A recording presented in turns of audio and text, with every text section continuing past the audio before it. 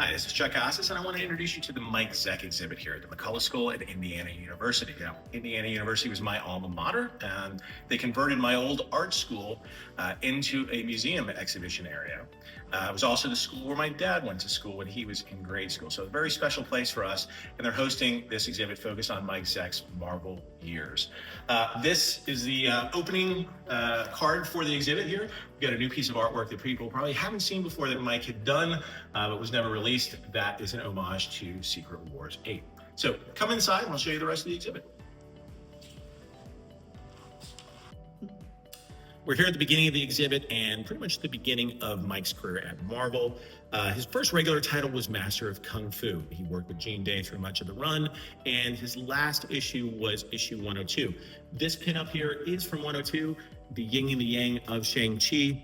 And I wanted to point it out. You'll notice some comic books throughout this exhibit, and the reason for that is these are coming from Indiana University. They have a large collection of comic books that were donated by folks like Michael Uslan and Ray Bradbury, and these are available to students for research purposes, and we've highlighted those, putting them alongside the original art that we have here from Mike Zeck. Now, the other thing that Mike Zeck inspired were some of the movies and things in the movies. So in the collection, you'll also find some movie props. And this one here is from Venom. As most people know, Mike created the black costume Spider-Man, which ultimately became Venom.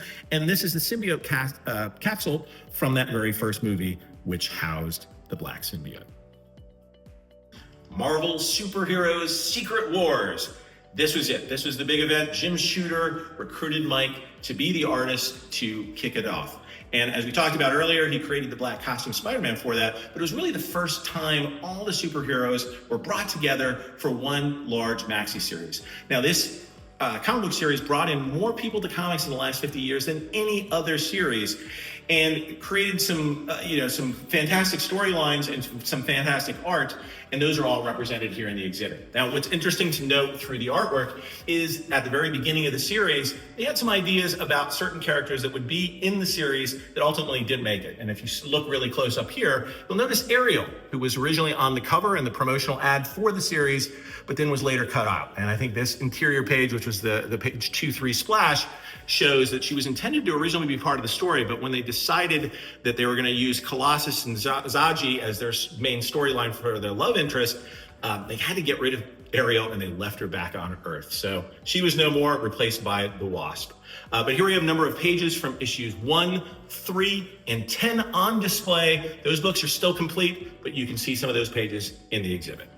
So while Mike was working on Secret Wars, he also worked on doing the covers for G.I. Joe. And here we have one of the covers that is represented in the library. This is G.I. Joe Yearbook number 3. This is the original art for both the front and the back cover, inked by John Beatty.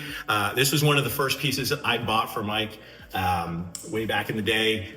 You remember telling me about it, and I remember the story behind this was he wanted a little bit more. He would normally charge me $40 to $45 for a cover, but this one was $50 because it was extra special, and he thought it was one of his best pieces. And I think years later, I'm glad I paid the extra $5 for it. So, but alongside this, we have again some things that were inspired in the movies, which are some original costumes from G.I. Joe: The Rise of Cobra. This is Snake Eyes and Scarlet's. We also have Snake Eyes' Uzi from G.I. Joe Retaliation on display here at the exhibit.